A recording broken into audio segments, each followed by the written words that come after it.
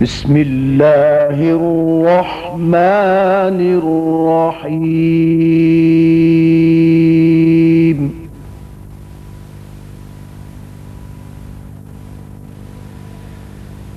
من أجل ذلك كتبنا على بني إسرائيل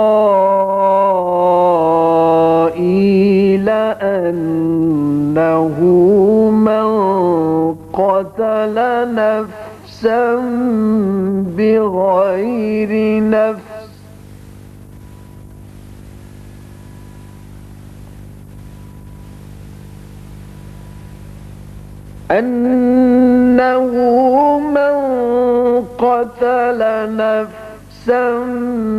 بغير نفس أو فساد في الأرض فكأنما قتل الناس جميعا.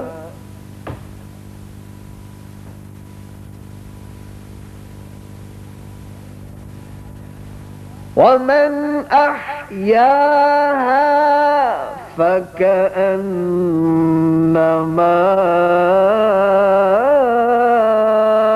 أحيا الناس جميعا.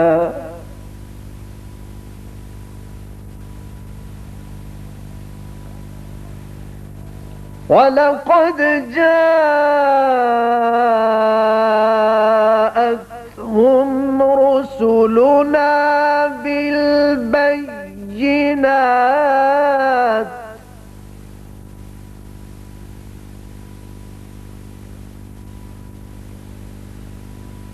ثم إن كثيرا منهم بعد ذلك في الأرض لمسرفون.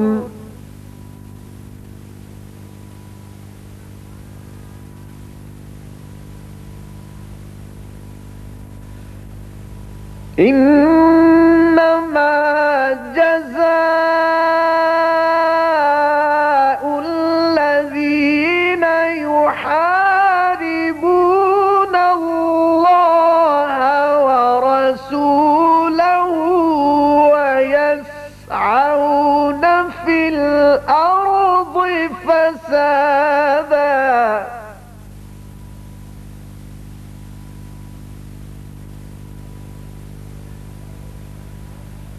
ويسعون في الأرض فسادا أن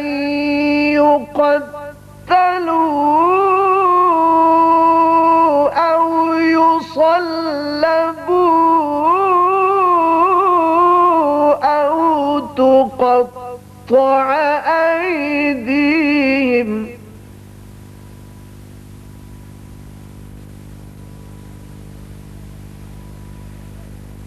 أو تقطع أيديهم وأرجلهم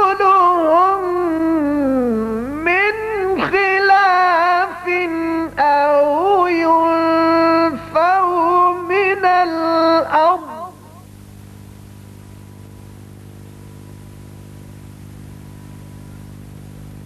ذلك لهم خزي في الدنيا ولهم في الآخرة عذاب عظيم.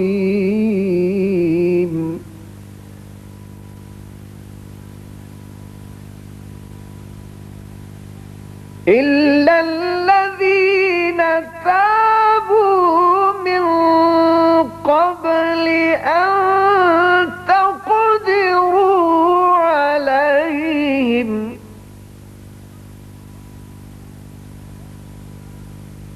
فاعلموا أن الله غفور رحيم.